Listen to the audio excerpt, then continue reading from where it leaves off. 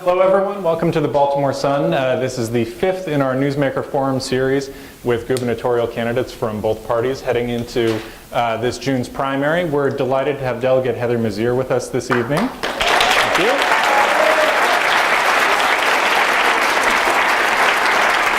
So the way we'll have the evening go is I'll allow Delegate Mizeur a couple of minutes to kick us off with anything she'd like to say, and then I'll jump in with questions that we've gotten from the audience here and also online. People have sent in questions on Twitter, Facebook, email, all sorts of different ways.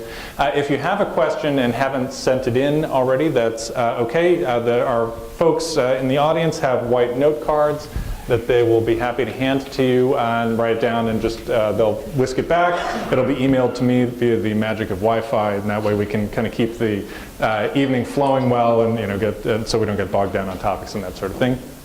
And if you don't mind, write down your name on the card just so we know who's asking the question, because that's a nice touch.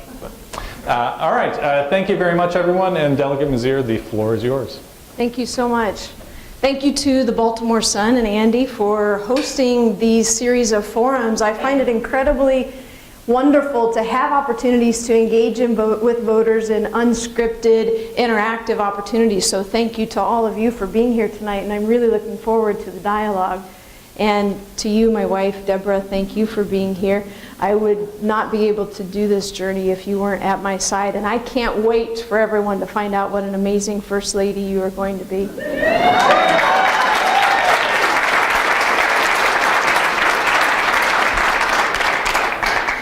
I got my democratic values from my family. My father was a United Auto worker for 32 years. He was a welder at a factory. And when I was 9 years old, our family had to suffer 6 months living on $45 a week strike pay. And during that period of time, I learned the importance of stretching a dollar to make ends meet. But also when I went to the picket lines with my dad, I got to see firsthand what it means to have the courage of your convictions, what it means to stand in solidarity and fight for what you believe in. And most importantly, when you come together, how much stronger you can be when you make each other's common struggle one united purpose. And I have taken those values with me to Annapolis. Some people run for governor because they want to do the job. Others run because they want the job. I've always been the doer. In the 8 years I've been in Annapolis, I've brought people together to get really big things done. Like my Kids First Act, a unique way to find and enroll 50,000 more children in health insurance in our state over the last 3 years. Or reaching across the aisle to work with Republicans to expand family planning services for 35,000 more low-income women in our state. Or on environmental concerns, making sure that, unlike every other state that chose to frack first and ask questions later, that we do it differently in Maryland, that we would demand to know what the impact would be on the environment, on public health, on our local economies before we make a decision whether or not to drill. And so, second chances are really expensive when we're talking about those precious resources, and I'm going to make sure we get it done right the first time. And it's the next governor that gets to make that decision. You want an environmentalist governor. And on a range of issues that the next governor gets to make a decision on, whether it's jobs in the economy, we have a plan that focuses on making sure middle-class families are able to earn more and be taxed less. We have a plan that asks just 2.2% of our population, the wealthiest in our state, to pay a little bit more, make our tax code more fair, give 90% of the rest of Maryland a tax cut. And if we were to close giant corporate tax loopholes, we would be able to give small businesses meaningful relief. And we know that they are the backbone of our local economy. And on education, we're going to tackle the achievement gap with renewed vigor and purpose to eliminate it. Making sure that we change the current status in Maryland. We talk about having the #1 schools, but it still matters in Maryland what your socioeconomic status is and what your race is to determine whether or not you're going to be successful in school. And we know it doesn't have to be that way. When we invest in 0 to 5 initiatives for children to help invest in early childhood opportunities, we can give every kid an equal chance to begin school ready to learn at the same pace. We will have a truly universal pre-K program We'll have child care subsidies for our families that actually work for middle-class families, and we will invest in after-school and summer initiatives. And finally, to pay for it all, we're tackling head-on our state's failed war on drugs. If we were to legalize, tax, and regulate marijuana, we could generate enough new revenue to invest in all those early childhood initiatives. And I'm looking forward to talking to you about all of these priorities and others in my vision for a better, brighter Maryland that lives up to her full potential. And I'm going to ask you to join in this journey, because we can continue to have status quo, or we can turn status quo on its head and actually return Annapolis to the people. And I'm going to ask you to join me. And I'm going to ask you to join me in what is not a moment, but a movement to help Maryland live up to her full potential. Thank you again so much for being here tonight.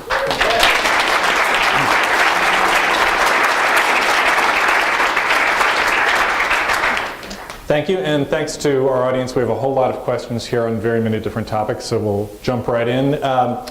For better or worse, I think you've gotten a lot of attention in this campaign for one of the last issues you mentioned, your proposal to legalize marijuana. We've got a few questions about that. One from Wendy Rambo-Shuford, who sent me an email earlier today.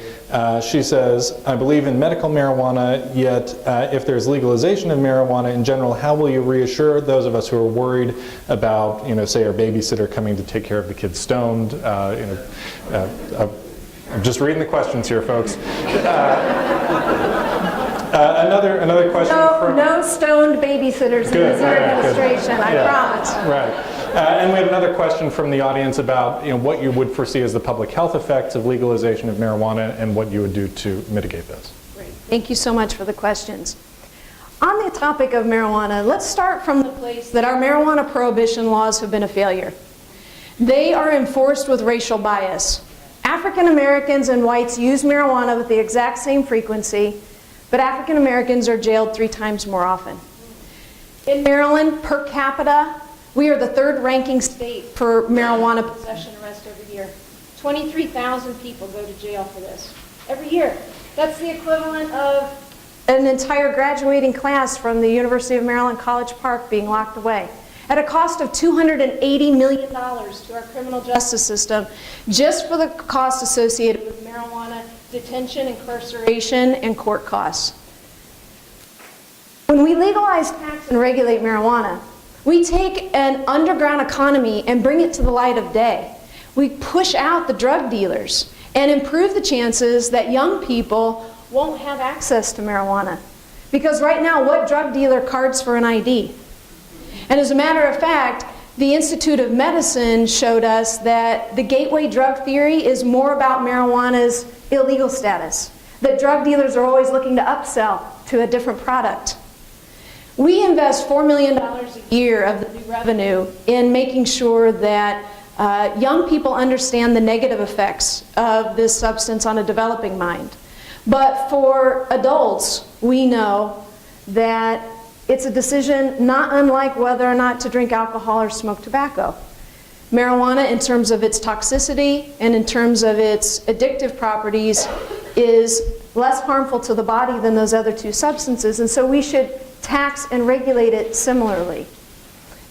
That said, the proposal is very well thought out. And by the way, all of our proposals are on our website at heathermizeur.com.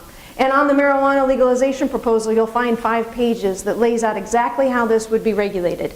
And it's not something that you can do in public. It would be in the privacy of your own home. And to address the public health concerns, I want to be very clear. We're not going to be encouraging people to do this, just like we're not encouraging people to drink alcohol or smoke cigarettes. There are some downside negative effects to it. But we can spend a lot more resources on the public health side, on addiction treatment and substance abuse prevention, when we're not wasting so many of our precious public dollars incarcerating people for nonviolent possession of marijuana.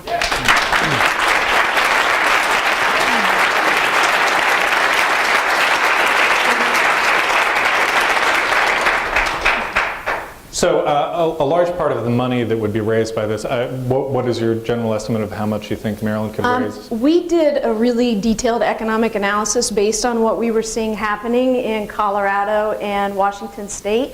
And for Maryland, we extrapolated the data to say that on the low end, 120 million, and on the high end, 157 million. And one of the major thing you've proposed to do with that money is the expansion of pre-K.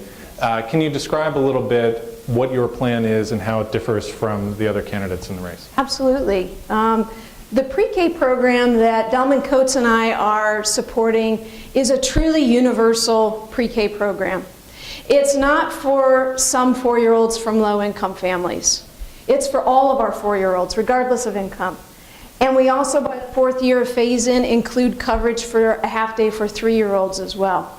We don't rely on enough families losing their bets in casinos to pay for it. And by the way, that revenue has already been earmarked and dedicated to our K-12 public education system. So first of all, I would argue that the other plans are not only less comprehensive than our approach, but they also have a fairy tale way of paying for it. We have a dedicated funding source for this. We will structure the marijuana revenue stream to come in as a dedicated revenue source to fund this pre-K expansion. And to truly cover all of our children, to make it absolutely universal, we don't want to put income restrictions around it. We want to remove stigmas. We want to make sure that all of our 4-year-olds come into school ready to learn and read at the same pace. And for our 3-year-olds, we do set an income level, but it's $70,000 a year for a family of 4. So most of our 3-year-olds would also be brought into that program as well. The other candidates don't approach 3-year-olds at all, and one candidate only does some 4-year-olds. And I would argue the other campaigns may not get to any version of their expansion because the revenue source that they are tying to this is a revenue source that's already been spoken for in our K-12 system. All right. We have several questions on environmental issues, some general, some specific. We'll start with a general one. Jan from Facebook asks, how will you balance the needs of business and our environment when providing leadership on the compelling environmental issues of our state? Business and the environment are interlinked. And the future of the 21st century economy includes a green energy economy. You know this, right, Stelios? You have one of the best green building designed hotels in the nation, right here in Baltimore. When we create jobs that are tied to improving our energy future, it's a win-win for all of our communities.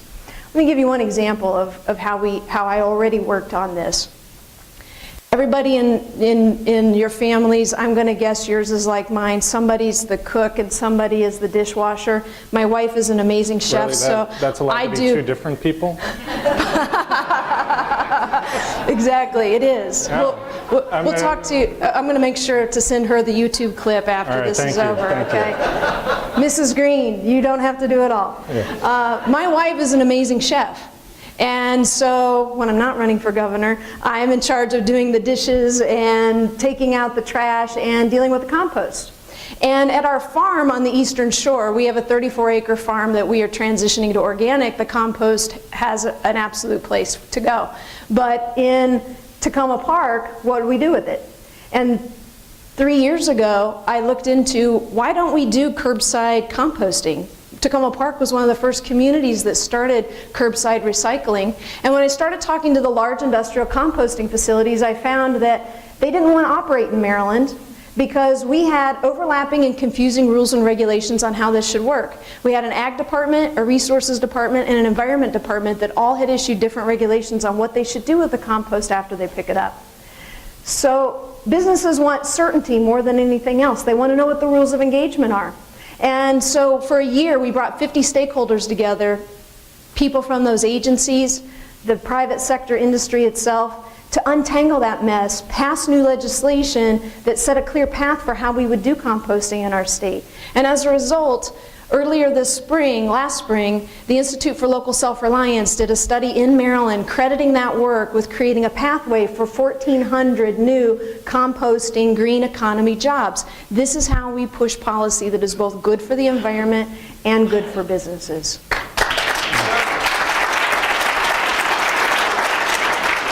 A question from the audience. I think you have a succinct answer for this one. What is your position on fracking? Well, Andy alludes, some of you might not know me very well. I have a long history of engagement with the Baltimore Sun, having been a leading voice years ago on fracking, and I mentioned a little bit of it in my opening statement. When I first started to look into this, we saw that Pennsylvania was having flammable tap water. Ohio increased earthquakes, livestock falling over dead from their exposure to toxic chemicals coming out of these wells.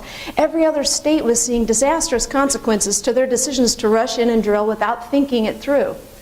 And in Maryland, I wanted to make sure we charted a different course. I said, let's time out on this. This gas has been underground for hundreds of thousands, if not millions of years. We can take it slow. We can figure this one out. And so Maryland's the only state in the nation that sits on shale gas rock that isn't drilling right now, because we are reviewing the science and we want to make sure that that dictates our fracking future. I'm incredibly skeptical that we will get to a place where we can do fracking without that kind of negative impact.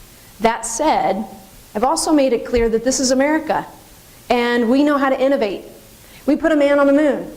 If we hold the industry accountable, perhaps they will come up with a different approach that won't have all the negative impacts, but we know they won't do that on their own. On their own, they will go to extract the gas at the greatest profit for themselves and sharing all the risk with us.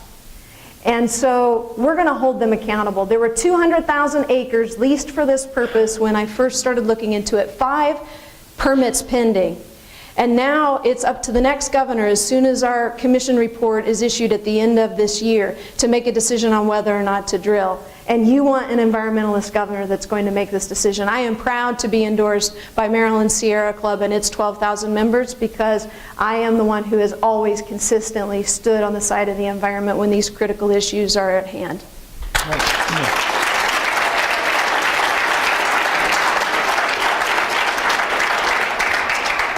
On a somewhat related issue, one of our questioners from the audience alludes to this as well, but it was also on my mind.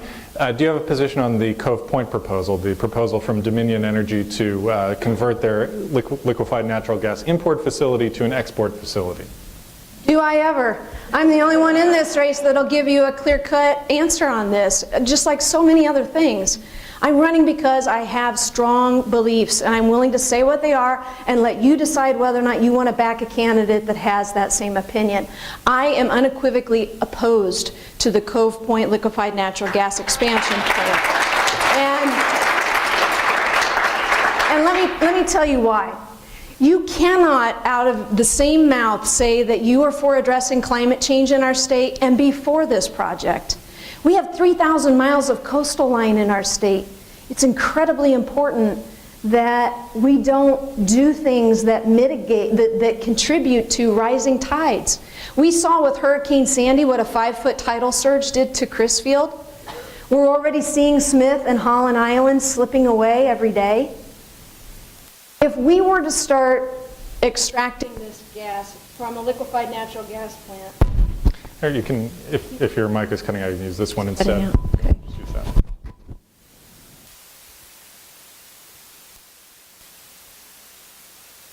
We've had this problem. We come prepared, so.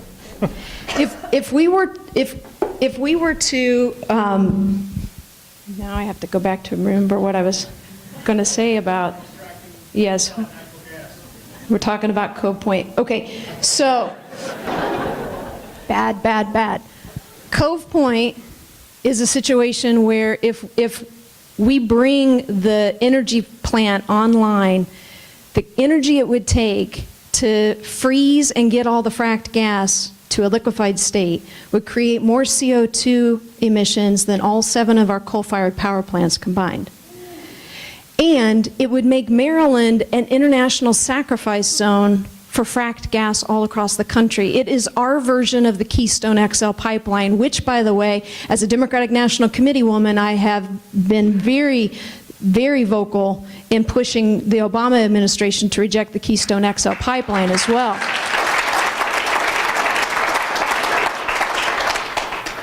Cove Point would mean more fracked wells. It would mean an infrastructure of more pipelines throughout our state. It would mean more compressor stations, more liquefiers, more tanker traffic. all of which would have devastating impacts on our environment.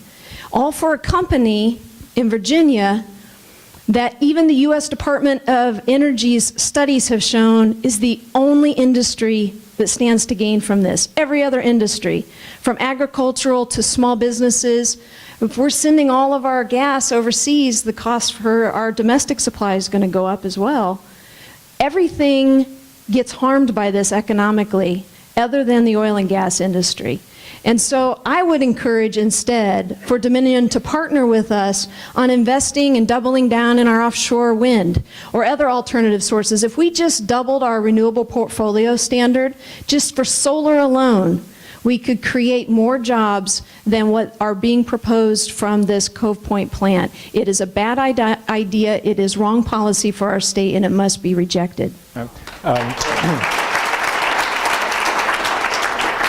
Though, in fairness to Dominion, we should add they have expressed interest in bidding on the offshore wind project in Maryland as well. So now, if I could play devil's advocate for a second, if you ask Dominion about this, they will say, we're going to tank this gas to India, we're going to take it to Japan, places where right now they have a heavy dependence on coal, which is of course even worse than natural gas, and they believe it nets out as a benefit. What do you make of that? Well, first of all, let's argue that point, because instinctively one would think that might be the case, that coal is dirtier than natural gas.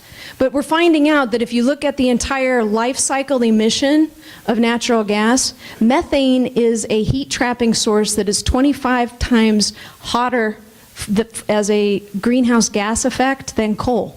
And so when you look at what is happening with fracked gas and the escaping of this gas not only into the aquifers and into our water supplies but into our air, increasing that activity and what we've seen happen with the compressor stations and the pipelines, I would argue with whether or not at the end of the day that is an accurate way to look at that. One more sort of specific question on the environment before we move on to something else. We had a question here about whether you have a position on the Four Seasons project on Kent Island.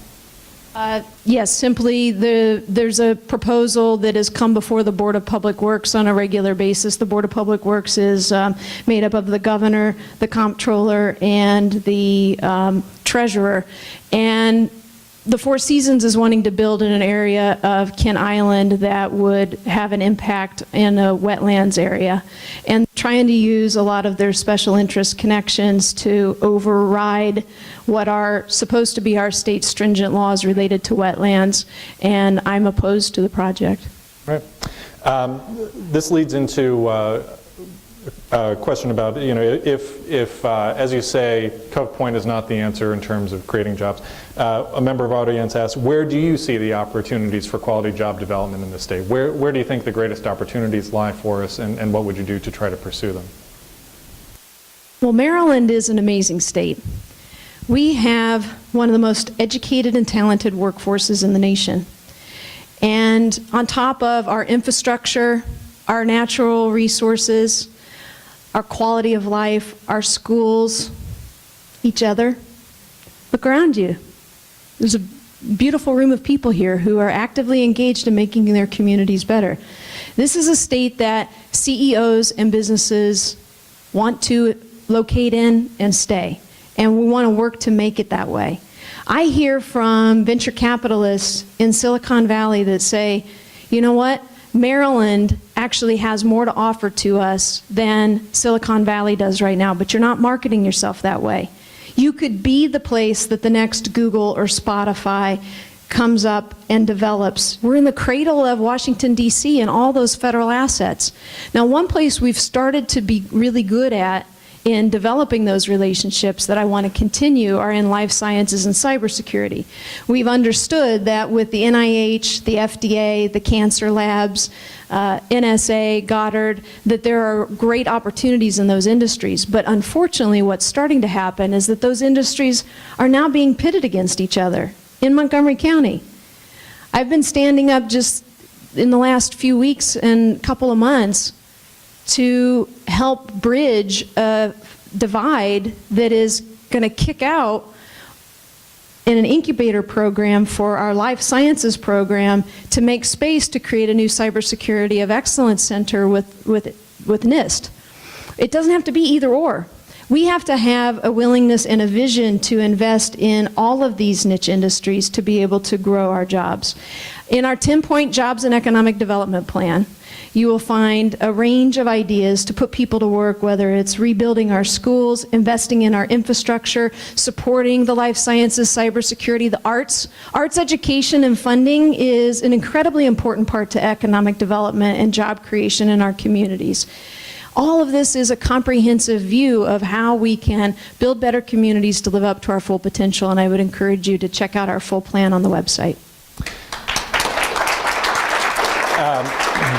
Along the same lines, we've had a couple of specific questions about Baltimore. You know, what you see as ways to help address economic and educational inequality in Baltimore. The environmentalist in me is disappointed in your plastic.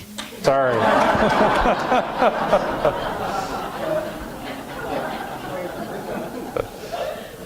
I hope you recycle. Yeah, we do. Very good. So let me talk a little bit about the school construction situation. Especially because I'm standing here in Baltimore, you deserve to know that I'm not visiting Baltimore right now because I'm running for governor. 3 years ago, I walked into Baltimore City Schools to tour as Vice Chair of Education and Economic Development. And I was devastated by what I saw. Water fountains that the children can't drink out of because of lead pipes, toilets that won't flush, doors aren't on the stalls. If it was winter, the kids were in their coats. In the warmer months, they were sweating. These aren't conditions that tell our kids that we are trying to build a 21st century educational system and educating them to manage this economy that we are putting together. Now, I could have gone home and said, that's Baltimore's problem. I'm from Montgomery County. But that's not what I did, because I believe for all of us to be successful in this state, all of our children have to be able to succeed. And we have to start by investing where the problems are most acute. And when you look at a $15 billion school construction backlog across the entire state, and $3 billion of the problem is here in Baltimore City, that's where we need to start. And so I wrote an op-ed in your paper.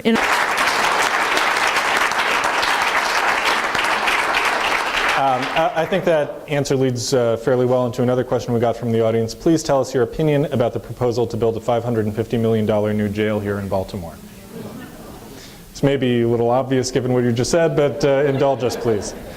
Actually, it is one of the most complicated issues I am struggling with right now, because I'm disgusted by our mass incarceration approaches. I don't like what feels like a prison industrial complex that has cropped up in our state. I want to get to a place where we are not so focused on jailing everyone, but having alternative approaches that I've just outlined. That said, there's always going to be a need for some of our violent offenders to, we're not going to get rid of jails entirely. And the current jail, built in the 1800s, is in such decrepit, squalor conditions that it's inhumane for us to not figure out how to make some sort of improvement to the facility. But a $500 million investment, when we have so many other competing priorities, is a really tough one to swallow. So we're thinking through, is there a way that we could do this that ties in with our larger criminal justice reform platform that would have us investing in a facility that long-term wouldn't end up being a jail, that could be used for other purposes? Is there a way to retrofit portions of the most troubled aspects of the existing jail to improve the conditions without having a $500 million investment? These are tough issues that we're weighing. I have tried to figure out a way to just say no to it, because instinctively it's something that I am not in favor of. but that would be ignoring the underlying problem that exists and the responsibility that we have to do something about it. And so we're going to have to make some sort of investment, but I think that we can get consensus on thinking creatively about how to make that investment in a way that would be different, that would be an investment that would also be an investment in re-entry programs and a focus on how to make sure that people who are entering that facility aren't going to be staying there their entire lives, that we'll figure out a way to be better as a community in how we approach these incarceration issues. But I don't have as clear an answer on this one as most other things, because this one is a really challenging predicament that we are in. And what I can tell you is that my team and I, Delman and I, are being incredibly thoughtful on how we can approach this to address the underlying problem without investing so much of our precious public resources in a facility that would potentially just exacerbate past investments.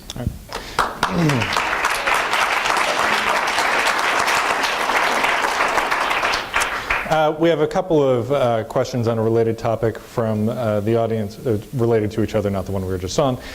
One is, what's your vision on campaign finance reform? And the second, a slightly more pointed version. A questioner from the audience says, America is now a plutocracy. What can states do to reduce the power that large corporations have over the political process? For example, Purdue.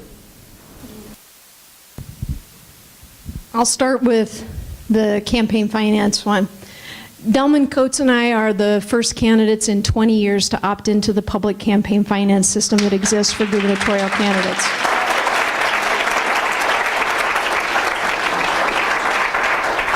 And we did this because we wanted you to be able to believe that we were going to truly return Annapolis to the people. Of the money that we've raised over, well, you don't need to know how much, but we've raised a lot of money. We'll find out eventually. Well, it's not that. We've raised about $1.7 million in the cycle so far. And 92% of the money that we have raised since I've announced that I am a candidate for governor has come from individual donors giving $250 or less. And when we made the decision to opt into the public system, we put on ourselves restrictions that the public system doesn't even require of us. We don't take corporate LLC money. We, to the best of our ability, to the extent that we know, are not soliciting or accepting state contractor money. These are some reforms that we want to institute after we win. I also want it to not just be something that governors run on, but would be a program that we could apply of races. And we have a plan on the website that would highlight how we could do this for the entire state, modeled on, you know what, Arizona did one thing right. They do this really well. We want to model some of what we would do here in Maryland on their program. But in order for that to happen, for me to be able to come in and get a reticent General Assembly to be willing to do this, I needed to be able to show them that you could run and win on a system like this. But what it's going to take to run and win on a system like this is for your active engagement in this campaign. What I am betting on is that we don't need as much money to be hammering into everyone's televisions in your living rooms in order to get the word out of who I am, what I believe, what I stand for, what I've accomplished, what my vision is for the future of the state, because you, motivated voters who are inspired by this vision and this people-powered movement, are going to carry this message on your own lips, neighbor to neighbor, through your social networks, through Twitter, Facebook, and other ways that you engage. And that excitement factor of what we're standing for and what we're doing, and the ability to unsettle the status quo, is a real opportunity to create change in our state. And I'm excited about what our campaign stands for in doing that.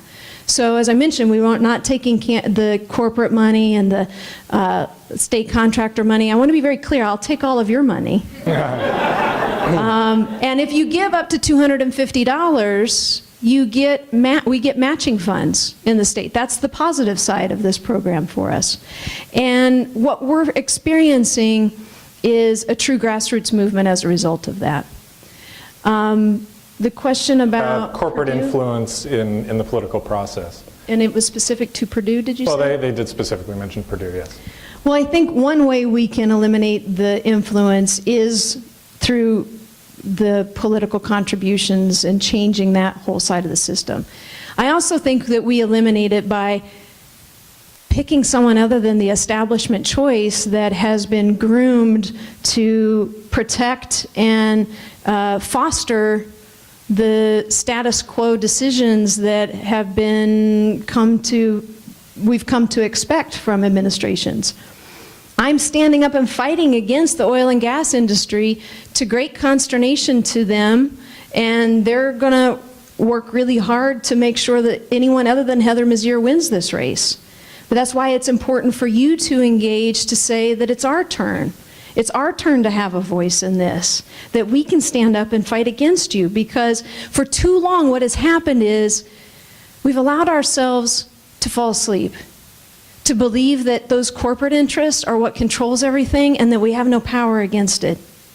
And this campaign is about waking everybody up, because we all together, collectively, have more that we can do to overcome their money and their influence when we take control of this and have our voice be heard. And so I'm asking you,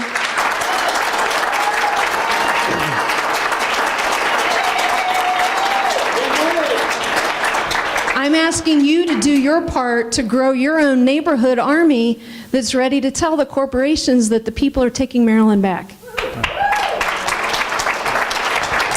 We have a couple of transportation-related questions for you. One question from Patrice in the audience. Pretty simple one. What are your top 3 transportation priorities? Well, I have a lot of interest in making sure that our transit is continuing to stay online. We have in Montgomery County a lot of consensus around both the alignment and the investment need for the Purple Line connecting not just Montgomery County but Prince George's County together in an east-west connection, and we're in line to get federal funding, and the Obama administration has put money in the federal budget for this. In Baltimore, the Red Line, I know, is a little bit further behind in terms of community consensus on where the alignments go and whether or not we do some streetcar additions over near Boston Street. In the Canton area, I think that there is an ongoing conversation that should be had in the community here, but we know that we want to hold on to the federal investment and continue to figure out at the local level the best approach for the investment in those transit connections. So transit is a top priority for me. The Baltimore port has to be a priority. It is an incredibly important economic driver for Maryland. $1.5 billion coming in and out of the port. And because of our growth in projected economic activity as well as our population, we're going to see that continue to grow significantly over a number of years. And now that we are one of the ports that has done the deep berthing to accommodate the larger ships that will be coming through the Panama Canal now, incredibly important that we get this right and that we invest in things like having a CSX intermodal facility to accommodate that. But I'm also standing on the side of South Baltimore and Morrill Park and making sure that that isn't put in a community that is residential and underprivileged. And when we've had on the books 4 other opportunities in other parts of the state to do it in a place that is more industrialized and won't have the same community impacts. So the port, our transit priorities, and this isn't often considered a priority by gubernatorial candidates, but I think if you are going to be serious about smart growth and walkability, you want to talk about bike paths and walking trails, and having that has to be a better, bigger part of our dialogue in our transportation future on connecting us together again and creating more walkable communities, more bike-friendly communities, and opportunities for investing in transit-oriented development and smart growth. Well, you just answered question number 2 on transportation. Barry from the audience has asked your views on investing in cycling and also pedestrian safety. So apparently, Barry, wherever you are, I hope that was the answer you were looking for. We have a question from Gus on University of Maryland tuition. Should the tuition rates be capped, be reduced, be eliminated? You know, what's your view on what should be done about University of Maryland tuition? I was the first person in my family that went to college, and I understand at a very core level what it's like to struggle to pay for school. My family didn't have the resources to send me. I was on my own to do that, and I had part-time jobs, and I remember from one semester to the next not knowing how much tuition might go up, whether or not I'd be able to stay in and finish that semester or have to work longer to raise the money to be able to afford to stay in school. And so I've been incredibly sensitive to that during my time in the General Assembly, and we've worked hard over a number of years to try to bring the cost of higher education down, because under the previous administration it became incredibly unaffordable in Maryland, and we've done a lot to bring that down, but it's not where it needs to be. Just having a conversation about whether or not you're willing to cap tuition long term doesn't exactly address the issues of affordability. Only 57% of our University of Maryland system resources are covering our student financial aid needs. And I think we have to have an important review of how much of our college investments are going for merit versus need. And that when the federal government isn't doing all it can to consistently help with low interest loans and the student loan repayment rates, there's an opportunity for our state to consider being one of the states that steps up to provide our own lending opportunities and lower rate loans. We should focus on a lot more of how to make that financial need be a component part of this, not just what the tuition rates are. And we've seen some models that are worth exploring, none that are immediate solutions to this. Oregon is taking a look at a program called Pay It Forward that right now has more questions than answers, and so isn't the model that we're ready to do here in Maryland, but we should maybe potentially explore or at least be open-minded to how it's working in Oregon. It's an idea that says, rather than paying for tuition up front, what you would do is agree to pay a portion of your income over a 30-year period after you've graduated. Now you can start calculating what all the questions are to that. How do you capitalize it up front? We wouldn't want to have any lack of investment in the university system draw down its ability to be a top-notch school anymore. There are a range of questions on how this could actually work, but it's an interesting idea, and I'm going to be watching Oregon to see how they handle that. We are going to be talking more and rolling out. You'll see on our website not every single plan and proposal yet, because we want to roll them out. You in the press do a good job of making sure that we don't put everything out at once, because you would stop covering everything that we have to say. So we'll have more to say about specific plans related to college affordability over the coming weeks and months of the race. We're still doing a little bit of internal due diligence on some of our approaches, but the notion that somebody could suggest just capping the tuition increases at 3% a year as a way to say that college is affordable for everyone is somebody who didn't do his homework. We have just a little bit of time left and a lot of good questions, so I'm hopeful we can maybe speed through a couple of issue things and then finish with a couple more general questions, if you don't mind. An audience question says, there have been a lot of LGBT issue victories in Maryland in the last few years. Where do you see the movement headed here in the next 4 years? Well, this year, and first of all, on behalf of my wife and I, let me thank you, the voters, for having so much to say in the last election cycle on our marriage now being legal in our state.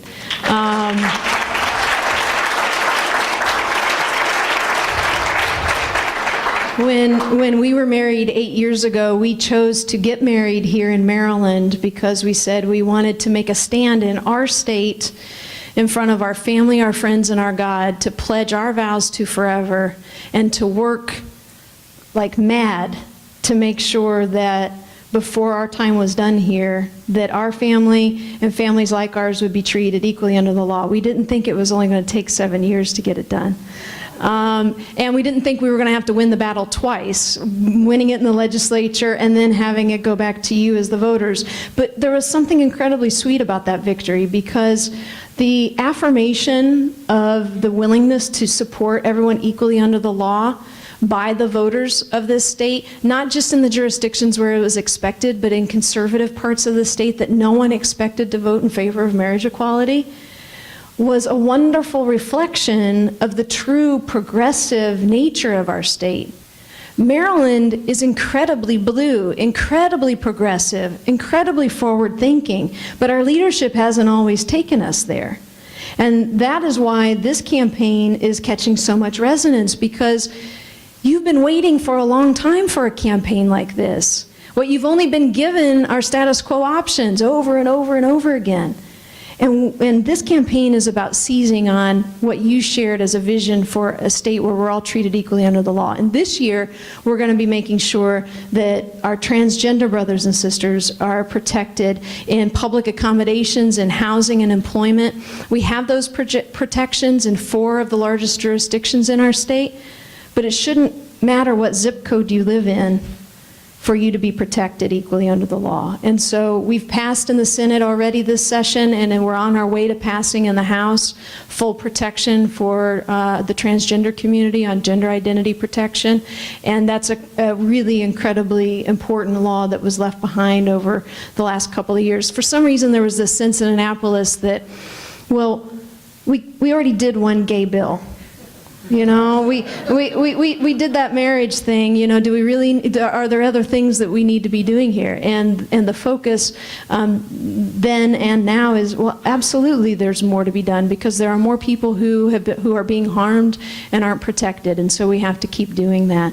And I think that part of my vision, it's a little bit different. My vision about the long-term approach for our community would be for, you know, we have seen in the marriage equality fight, for example, we had African American community, black clergy leaders like Delman Coates. I am so honored to be running on this ticket with Delman Coates.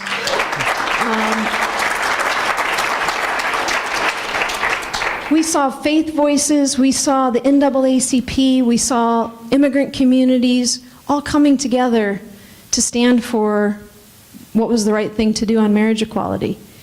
And we have to continue to pay it forward. I see a vision where we no longer have individual civil rights separated communities on issues anymore. We become one united, stitched together community that's fighting on making sure that the Supreme Court's rollback on the Voting Rights Act never sets foot here in Maryland.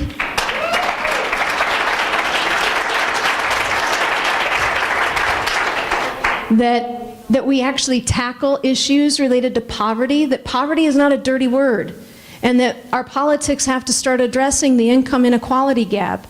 And I think that there's a transition that's happening, that once we have taken care of these big issues that we've had to spend so much time worrying about for our own communities, now that that's stepped aside, we all get to put our energy behind figuring out who else is being left behind, who else isn't being taken care of, who else is being mistreated under our current laws, and come together as a community to address these inequalities anywhere that they exist. That's the vision I have for the future of our community.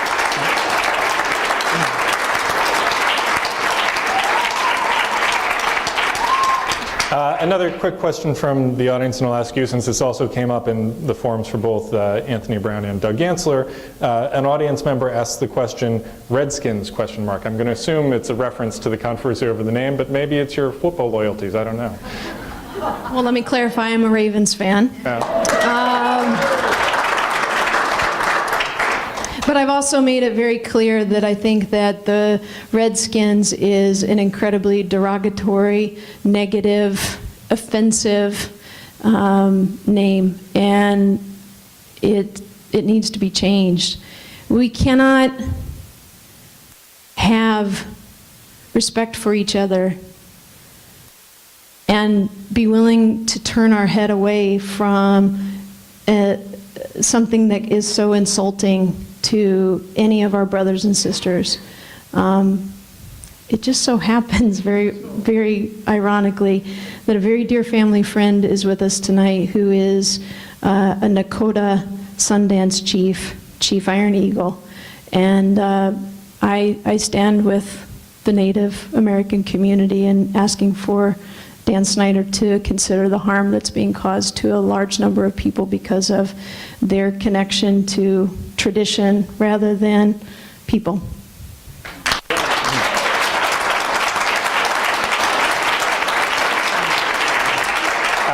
And I hope the audience doesn't mind if we go just a teensy bit over time here, because there were two general questions I wanted to get to at the end. The first is my question, and the second one is from a number of people in the audience. And my question is, why Delman Coates? Why did you choose him as your lieutenant gubernatorial candidate? He is, I think, the only, so far as I know, the only lieutenant gubernatorial candidate who has neither held nor sought public office before. What do you think he would bring to an administration?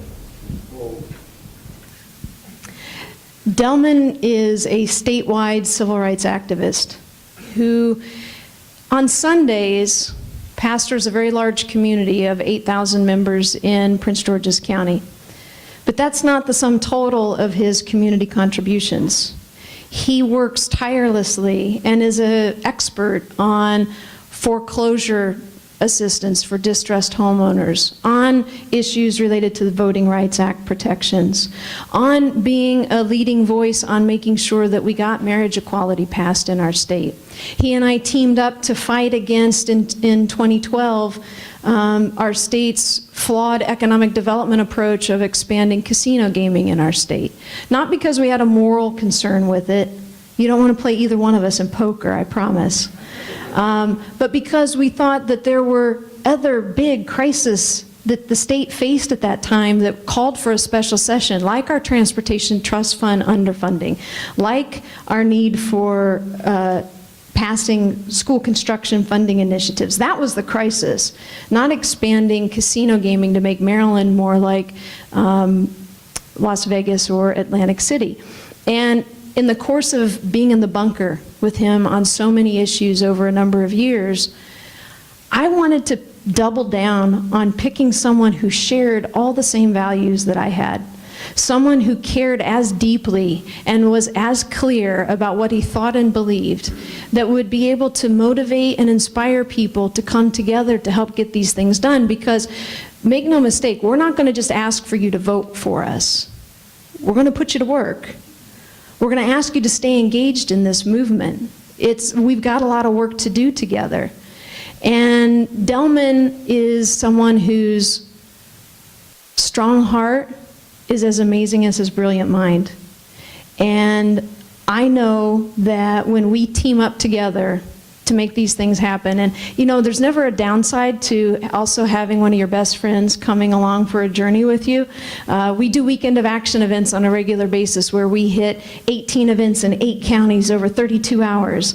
And there is no one that I know in politics or community activism that can get a crowd going and inspired and reminding us why we're coming together to do these things than Delman Coates. He will be an amazing lieutenant governor. You will be very proud of him. And if you haven't had a chance to meet him yet, please join us on the campaign trail. You are going to be as blown away as I am by his dedication, his determination, and his willingness to make a difference in Maryland.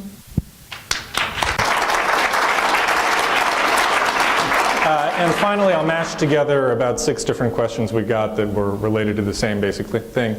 You're going up against 2 other candidates in this primary who have a lot more money than you do. They have been on statewide ballots and won before. You're a member of the House of Delegates, running to be the state's chief executive. How are you going to win? Well, first of all, Andy, I appreciate how wise your editorial board was in reminding everyone a few weeks ago that this is a wide open 3-way primary.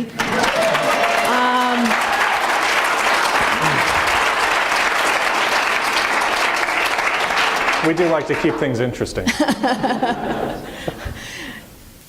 What we know is that, yeah, there's a couple other candidates in the race that have more, start out at a place of having higher name ID. But part of the reason why there are so many undecided voters is if they think that those are their only 2 options, they're not sure who to pick. When they find out Heather Mizeur's in the race, it's over.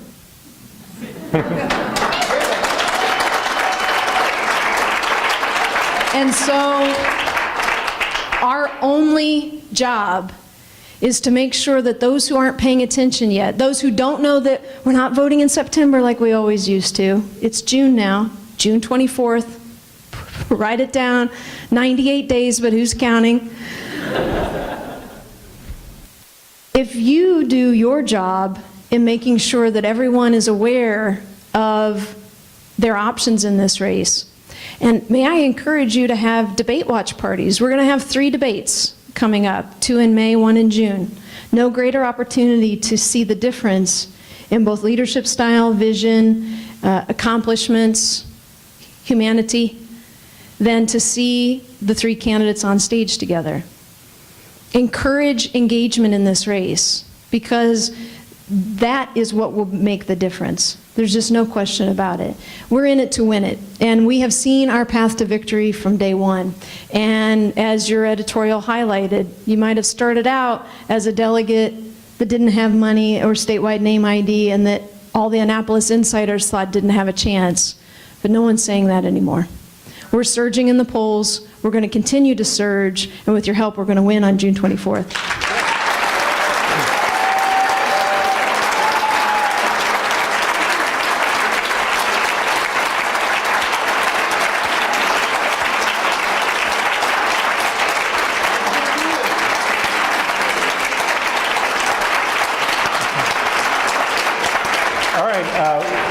With that, thank you very much, Delegate Mizeur. I hope the audience enjoyed the evening together, and thank you all for coming to the Sun. Thank you so much. Thank you, thank you.